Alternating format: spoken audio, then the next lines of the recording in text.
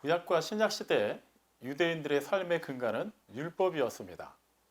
하나님께서 이스라엘 백성들을 애굽에서 탈출하게 하실 때 이제 더 이상 그들이 바로의 통치가 아닌 하나님의 통치를 받는 민족이라는 것을 알려주시면서 대원칙을 주셨죠. 그게 바로 율법입니다. 통상적으로 창세기부터 신명기에 이르기까지의 모세오경을 율법서라고 하는데 하나님께서 모세에게 직접 주신 말씀이에요. 그 안에 상당히 많은 부분에서 이렇게 살아라, 이렇게 하지 말아라라는 하나님의 많은 계명이 주어져 있습니다. 우리가 대표적으로 알고 있는 율법은 십계명을 예를 들 수 있겠죠. 근데 이제 유대인들 입장에서는 그 계명을 지켜야 되는데 그게 생각만큼 쉽지가 않았습니다. 이유는 율법 자체가 어려워서만이 아니라 이것을 모든 일상생활에 적용을 하려고 하다 보니까 조금 어려움이 있었던 거예요. 예를 들어서 십계명 중에 4계명에 해당하는 안식일을 기억하여 거룩하게 지키라라는 계명을 가지고 생각해 보겠습니다. 그렇다면 안식일을 기억한다라는 게 정확히 무슨 의미일까? 그리고 거룩하게 지킨다는 것은 또 그 기준이 어떻게 되는 것일까? 막 이렇게 고민이 되는 거예요. 어쨌거나 기억하고 거룩하게 지키고 싶은데 자기네 딴에 한다고 했는데도 나중에 하나님이 인정을 안 하시면 안 되잖아요. 그러다 보니까 그거에 대해서 많은 그런 율법 학자들이 이제 연구를 한 겁니다. 어떻게 좀 더 또 그것을 우리의 삶에 적용해 볼 수 있을까? 어떻게 하면 우리가 실수하지 않고 하나님의 율법을 지킬 수 있을까 말이죠. 좀 전에 이제 4계명 말씀드렸죠. 그렇다면 그건 안식일에 관한 규례입니다. 그러니까 그거에 대해서 막 또 연구를 하다 보니까 예레미야 선지자를 통해 하나님께 주신 말씀이 있는 거예요.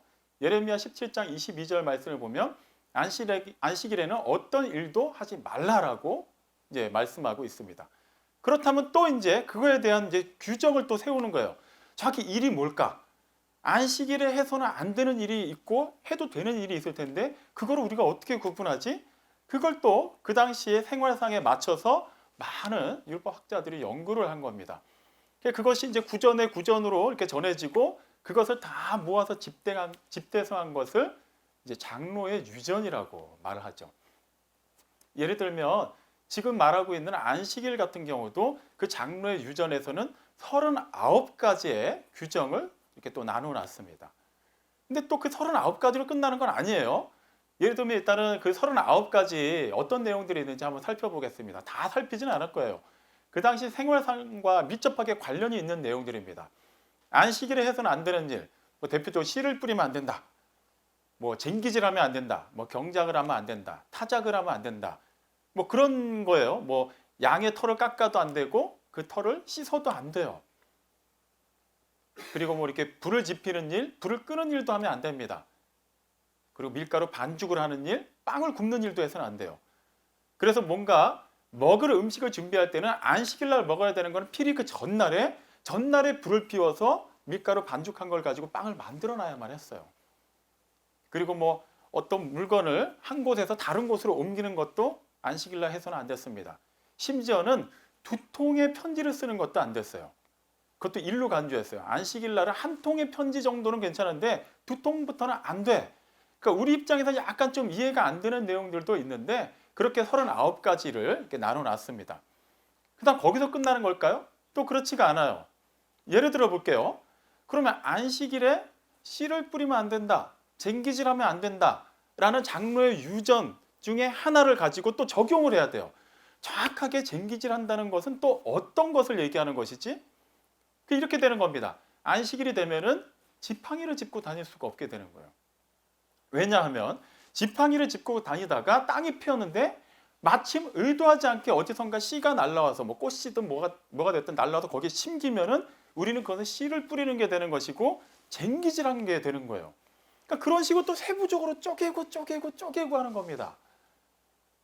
그리고 아까 이제 그 39가지의 그 규례 중에 또 몇 가지만 말씀드렸습니다만 어떤 물건을 가지고 한 곳에서 다른 곳으로 이동하는 것도 안 된다고 했죠. 그 물건을 드는 것에 대해서도 또 세부적인 규정이 있는데 무화과 열매 하나 정도의 무게 이상으로 들면 안 돼요. 그러니까 무화과 열매 반쪽을 드는 건 괜찮은데 하나를 들면은 안식일 날 일을 한 것이고 안식일 날 일을 하지 말라는 하나님의 규정을 어긴 것이 되는 겁니다. 보통 피곤한 게 아니죠. 예를 들어서 제가 만약에 구약 시대 또 신약 시대 그 안식일 날 그 문화 속으로 그대로 들어갔다고 해보겠습니다. 제가 이렇게 가만히 서 있으면 아무 문제가 안 돼요. 근데 여기서 제가 한 발자국만 움직여도 저는 안식일 규례를 어긴게 됩니다. 쉽게 말하면 장로의 전통을 어긴게 되는 거예요. 왜 그럴까요? 여러분 보시는 것처럼 저는 이제 헤드셋을 착용하고 있어요. 여기도 핀 마이크가 있고, 이 정도 무게는 아마 제가 무화과 열매를 정확히 들어본 기억은 없습니다만 무화과 열매 하나보다는 가벼울 거예요. 가만히 서 있는 건 괜찮아요. 하지만 한 발자국 움직이는 순간 저는 어떤 물건을 한 곳에서 다른 곳으로 옮기는 것이 되는 겁니다. 그렇기 때문에 저는 누군가가 저를 발견하는 순간 안식일을 규정을 어겼다라고 저를 책망할 수가 있게 되는 거예요. 얼마나 복잡한 삶을 살았습니까? 예, 그렇기 때문에 우리가 흔히 신약시대에 예수님께서 막 이렇게 많이 책망하신 그 율법주의자들, 뭐 바리새인들을 중심으로 한 그 어떻게든 율법을 많이 더 정확하게 지키려고 했던 사람들이 주로 이 장로의 전통을 지키려고 했던 거예요. 그러다 보니까 하나님께서 주신 율법의 본래 정신은 싹 잊어버리고 그냥 그 세세한 거 하나 지켰나 안 지켰나 그것만 체크하고 있는 거예요. 그리고 본인들은 그것을 열심히 지키는 것을 의로 여기게 되고, 혹시 다른 사람이 내가 지키는 것만큼 지키지 못하면 그걸 갖고 막 힐난하고 책망하는 그런 하나의 수단으로 변질된 것입니다. 이런 배경을 가지고 오늘 읽은 본문을 다시 한번 살펴볼게요.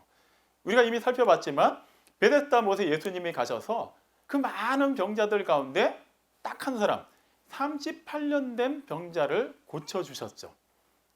그리고 고쳐주시면서 하신 얘기는 자리를 들고 걸어가라라고 얘기하셨어요. 그리고 그는 그대로 나와서 자기가 깔고 있었던 그 침상을 아마도 말아서 들고 걸어갔겠죠. 거기까지는 아무 문제가 없는데 9절 마지막에 나와 있는 내용이 문제가 됩니다. 그날은 안식일이니. 뭐가 문제죠?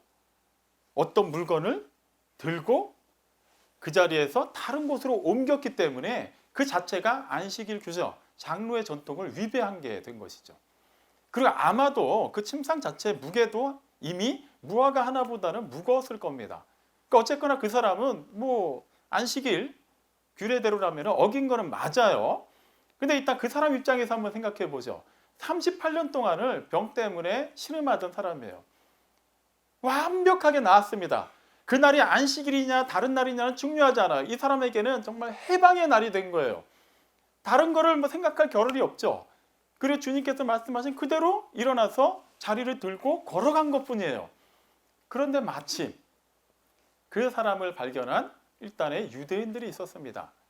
오늘 읽은 본문에서는 유대인들이라고 표현하고 있는데 그것은 일반적인 모든 유대인을 지칭하는 게 아니에요.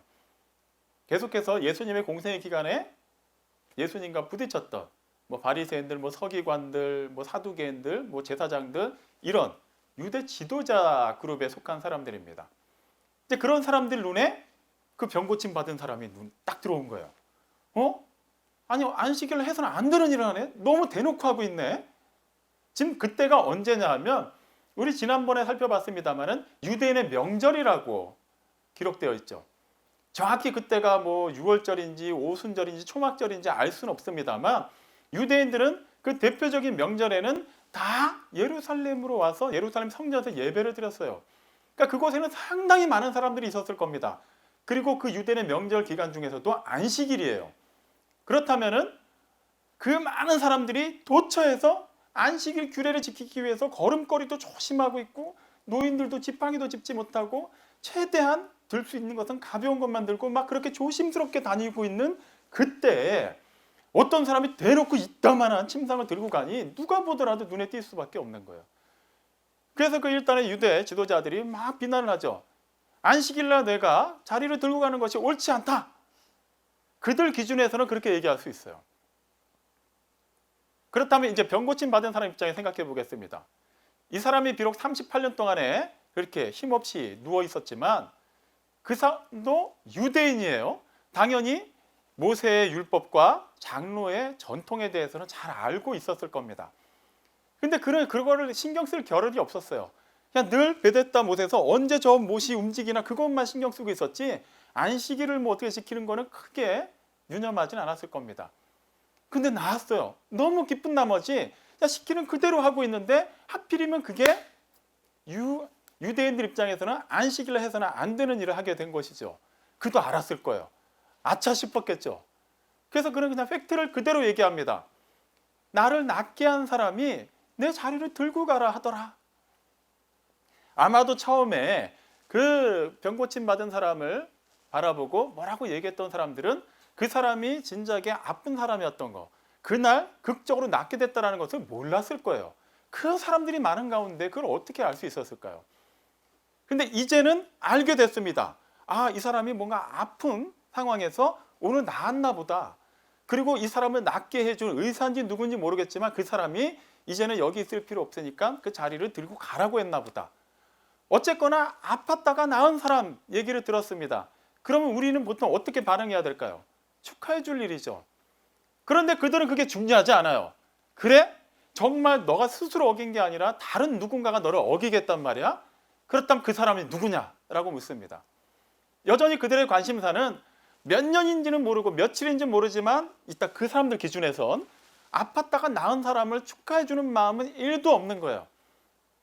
감히 우리가 그렇게 금과 억조로 지키고 있는 장로의 전통을 어겨? 누구야? 즉 그 사람을 색출하기 바쁜 거예요. 율법의 정신, 하나님의 사람, 하나님께서 그것을 주심으로 말미암아 회복하게 하시고 새롭게 하시는 그 모든 것을 싹 지워버리고 그들 스스로가 만들어 놓은 그 전통의 규칙에 의거해서 지켰냐 안 지켰냐 그걸 가지고 막 판단하고 있는 거예요. 여기서 우리는 한 가지 또 교훈을 얻을 수가 있습니다. 이 세상에서 하나님의 말씀대로 살아간다는 것은 이렇듯 세상과 충돌이 있을 수밖에 없다는 것이죠. 그러니까 여기서 말하는 세상은 일반적인 모든 세상을 얘기하는 게 아니에요. 우리처럼 하나님을 아버지라고 부르지 않는 그런 사람들이 속한 세상을 얘기하는 겁니다. 우리가 참 신앙인으로 살아간다는 거 이 세상에서 쉽지가 않죠. 하지만 그것은 당연히 쉽지 않다고 해서 피해야 되는 일이 아닙니다. 맞이해야 돼요. 그리고 주님께서 그냥 그렇게 하라고 하시면 우리는 그렇게 주님 말씀대로 하는 겁니다. 그렇다고 해서 모든 것이 만사 형통이다 라고 말할 수는 없어요. 주님께서는 그걸 약속하지는 않으셨어요. 다만 내가 너와 함께 하겠다. 내가 너에게 새 힘을 주겠다라고 말씀하셨지 내 말대로만 하면 뭐든지 잘 될 거야 라고 얘기하지 않으셨어요. 그렇게 된다면 굳이 좁은 문으로 들어가게 힘쓰라고 얘기하지 않으셨겠죠.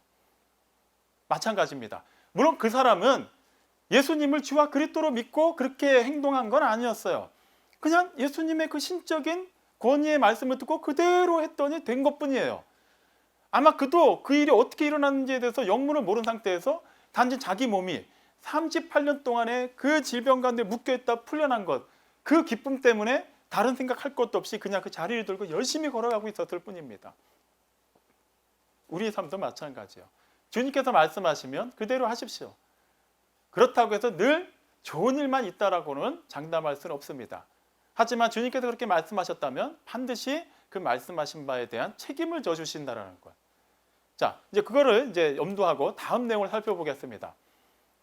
그런데 그쯤 되니까 이 병고침 받은 사람이 좀 입장이 난처해진 거예요.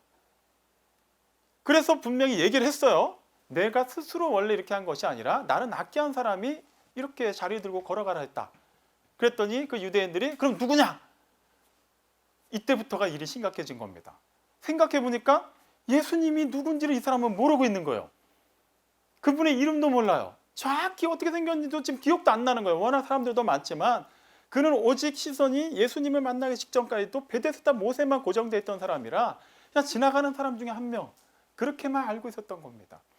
지금 난처해진 거예요. 빨리 자기를 걸어가라고 말한 예수님을 모셔오든지 알려줘야만 자기에게 향하고 있는 그 책망을 좀 면할 수가 있는데 생각해보니까 누군지를 모르겠어요.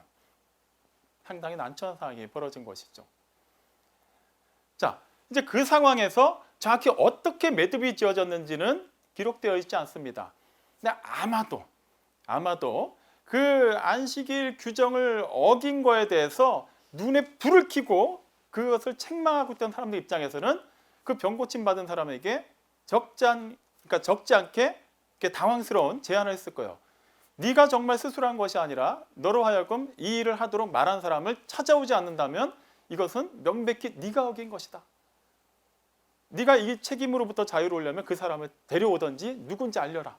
아마 그렇게 얘기하지 않았나 싶습니다. 그 당시 유대 지도자들은 안식일 규례를 어기는 것을 상당히 엄하게 그들의 기준에 비추어서 책망을 했기 때문이에요. 그 안식일, 그 명절, 그 많은 사람들 가운데서도 대놓고 그들의 전통을 어겼기 때문에 어떻게든 꺼리를 하나 잡은 거예요. 근데 이 사람이 자기를 막 변호하는 거예요. 내가 한 게 아닌데, 엄밀히 말하면. 자, 그 상황. 얼마나 시간이 지났는지 모르겠습니다.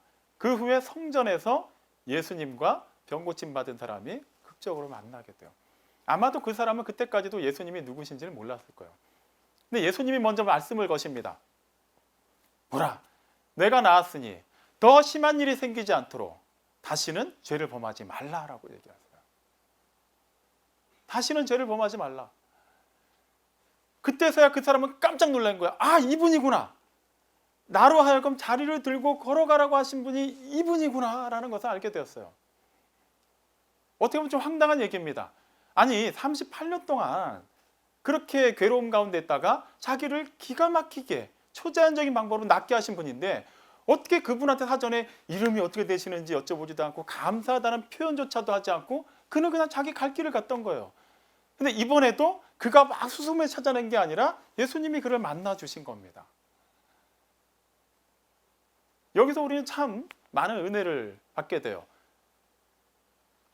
우리가 예수님을 아는 것도 같은 시기거든요. 애초부터 우리가 어려서부터 예수님에 대해서 익히 알고 있었고 우리 스스로가 연구한 것을 바탕으로 해서 예수님을 찾아가서 만난 게 아니에요. 그분이 직접 오셨어요. 로마서 5장 6절 말씀에 따르면 우리가 아직 연약할 때 기약대로 그리스도께서 경건하지 않은 자들을 위하여 죽으셨도다라고 기록하고 있습니다.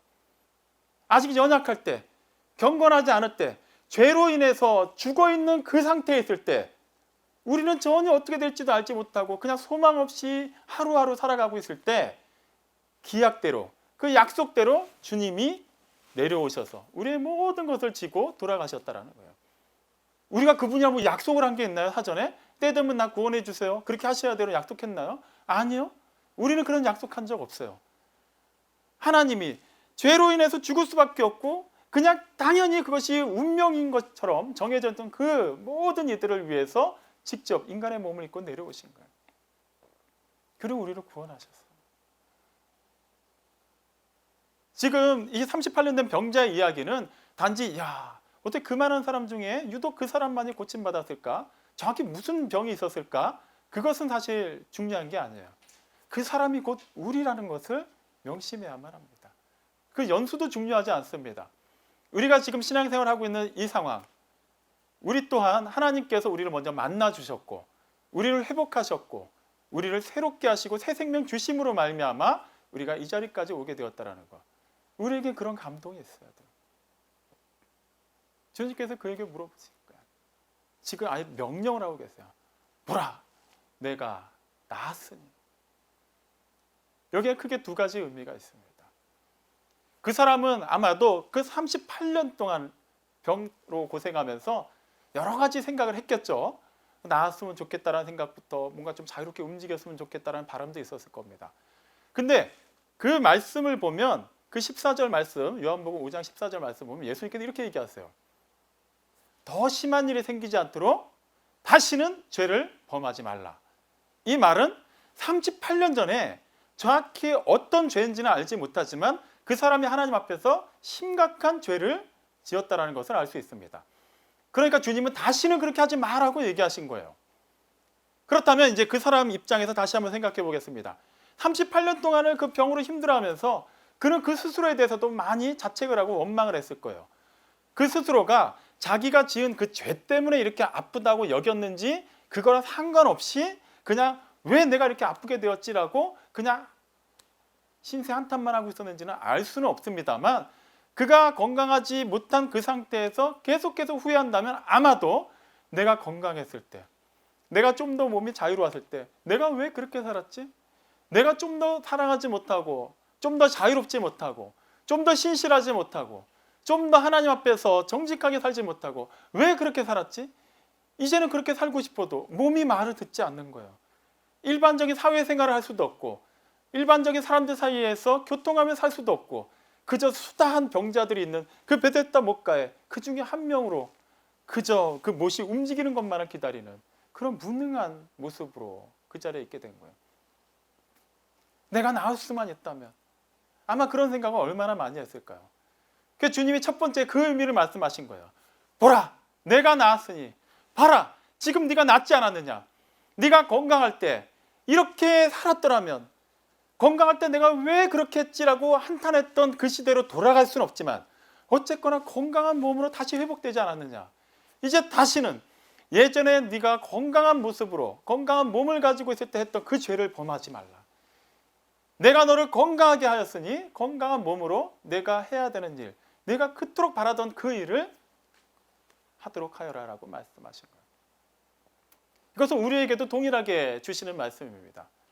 우리를 완전히 새롭게 하셨어요. 어두움에서 빛으로 인도하셨습니다. 사망에서 생명으로 옮겨주셨어요. 그 사망 가운데서, 어둠 가운데서 그것이 아무렇지도 않은 것처럼 우리가 호흡하듯이 했던 많은 더럽고 추한 일들, 이제는 빛 가운데 있는 이상 더 이상 할 필요가 없어요. 해서도 안 되고. 하나님께서 우리에게 그것을 말씀하고 계십니다. 너희가 정말 나를 만났느냐? 정말 나로 말미암아 너희 안에 생명이 충만하느냐? 그렇다면 너희가 나를 알기 전에, 아직 생명을 얻기 전에 여전히 그 어두움 가운데서 유리방황하고 있을 때 그때 행하던 일 아직도 계속하고 있지 않느냐? 하지 마라. 보라, 내가 나았으니라고 지금 우리에게도 말씀하시는 거예요. 또 두 번째 의미로도 예수님이 말씀하신 겁니다. 보라, 내가 나았으니 봐라, 네가 낳은 것, 네가 스스로 베데스다 못에 들어가서 낳은 것도 아니고 어떤 의원이 와서 어떤 처방전을 가지고 고쳐준 것도 아니고 내 스스로가 열심히 재활치료를 해서 낳은 것도 아니다. 이것은 전적으로 내가 너를 낫게 하였다. 이 최제한적인 방법으로 사람을 낫게 할 수 있는 것은 사람이 할 수 있는 일은 아니다라는 것을 알려주신 거예요. 그리고 너를 낫게 한 내가 바로 하나님이다라는 것을 알려주신 겁니다. 다음 주에 살펴보겠습니다만 예수님이 자신의 신성을 그렇게 계시하신 것, 안식일의 주인이심을 천명하신 것, 당신이 하나님의 아들이심을 알려주신 것은 우리 입장에서는 지극히 당연한 일이지만 그 일로 말미암아 예수님의 공생의 기간 내내 예수님의 적제자들과 계속해서 충돌하는 원인이 됩니다. 감히 네가 사람인데, 목수인데, 나이도 젊은데 네가 하나님의 아들이라고? 네가 신의 그런 권위를 가지고 있다고? 네가 감히 이 안식일을 그렇게 좌지우지할 수가 있다고? 그것 때문에 계속해서 예수님을 공격하게 돼요. 근데 예수님은 그것을 아랑곳하지 않으십니다. 그 일을 위해서 오셨기 때문이에요. 지금 한쪽에서는 안식일 규정을 누가 지켰냐 어겼냐를 갖고 막 눈에 불을 켜고 찾아다니는 사람들이 있는데 그 한가운데서 예수님이 선포하신 거예요. 내가 바로 안식일의 주인이다. 내가 너로 하여금 그 자리를 들고 가라 하면 너는 그렇게 하면 된다라는 거예요. 사람이 정해놓은 그 전통에 따르지 말라고 얘기하시는 거예요. 그리고 그 말은 또 다른 의미가 있습니다. 내가 하나님이라는 것은, 그러니까 저 말고 그분께서 당신의 하나님 되심을 계시하셨다는 것은 하나님으로서 말씀을 하고 계시다라는 거예요. 그 말은 내 말을 들어야 한다는 거예요. 따라야 한다는 거예요. 내가 책임지겠다. 우리는 여호와 라파, 치료의 하나님을 믿습니다. 또 여러 가지 여호와의 이름을 우리가 알고 있는데 여호와 이레, 예비하신 하나님을 믿죠. 이 두 가지만 놓고 살펴봐도 오늘 이 본문과 비교했을 때 상당한 은혜가 됩니다.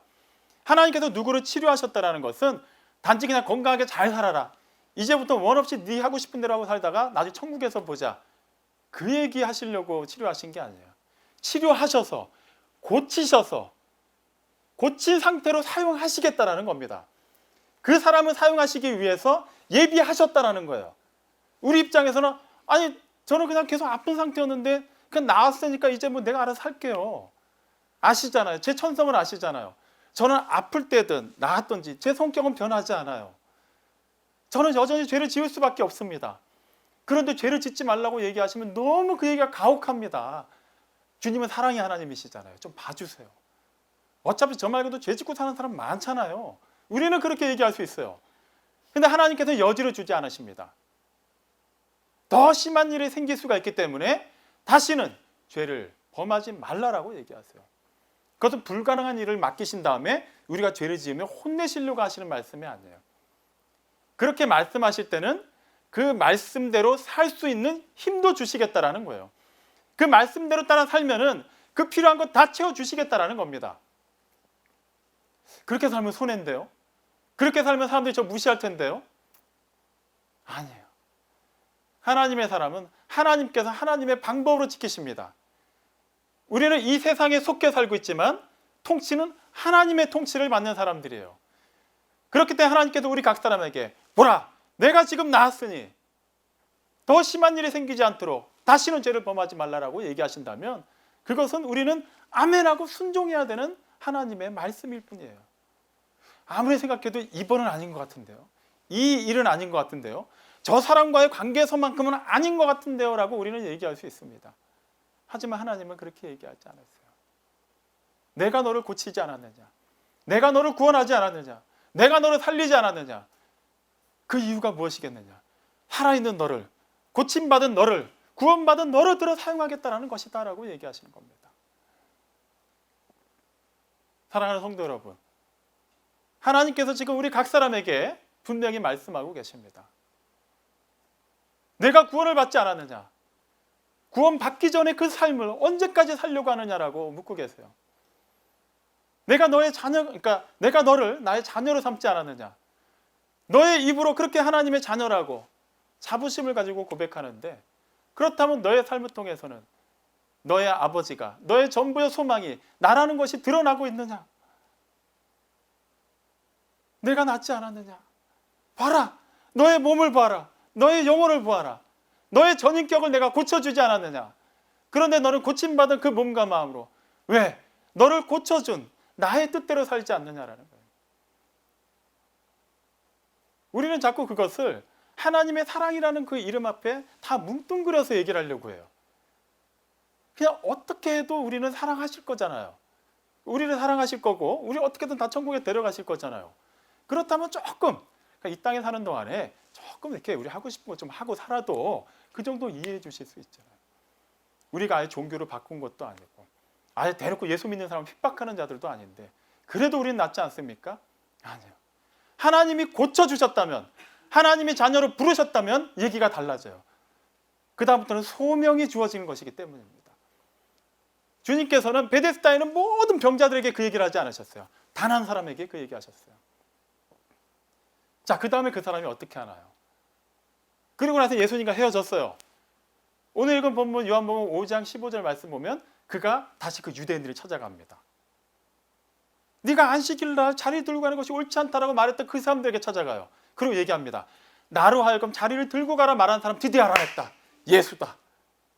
기껏 낫게 해주셨는데, 다시는 죄를 짓지 말라고 얘기하셨는데 그가 한 것은 자기가 안식일 규례를 어긴 것에 대해서 책망받는 것, 그 책임으로부터 자유해지는 것이 1순위였어요. 그게 기껏 하는 행동이 뭐였습니까? 예수님을 고발한 거예요. 예수님이 그걸 모르셨을까요? 알고 계셨죠. 그런데도 그를 구원하셨어요. 그런데도 그에게는 기대를 가지고 말씀하셨어요. 다시는 죄를 짓지 말라. 죄를 지을 걸 알고 계시는데도 우리에게도 마찬가지입니다. 우리에게도 주님은 죄를 짓지 말라고 얘기하세요. 하지만 그렇다고 해서 우리가 완전히 죄를 안 짓고 살 것을 알고 계셨을까요? 아니에요. 누구보다도 잘 알고 계세요. 그런데도 그 말씀을 하십니다. 어차피 안 될 거 하는데 그냥 말도 안 되는 얘기 하신 건가요? 아니요. 하나님께서는 우리가 그렇게 살아야 된다는 우리의 정체성을 깨달아 알게 해주신 겁니다. 사랑하는 성도 여러분, 하나님께서 정말로 우리의 몸과 마음을 낫게 하셨습니까? 우리를 구원하셨습니까? 그렇다면 우리 스스로가 만든 그 장로의 전통에 얽매이지 마십시오. 그 어줍지 않은 장로의 전통을 기준으로 해서 하나님의 영광을 가리지 마십시오. 우리에게 보라, 내가 나았으니 더 심한 일이 생기지 않도록 다시는 죄를 범하지 말라라고 말씀하신 분은 우리를 위해서 그분의 모든 것을 내어주신 주 예수 그리스도이십니다. 그분께서 그렇게 말씀하셨을 때는 책임을 지신다라는 약속과 그분의 의지가 반영된 거예요. 그렇기 때문에 주신 그 말씀대로 따라 사십시오. 죄를 짓지 마십시오.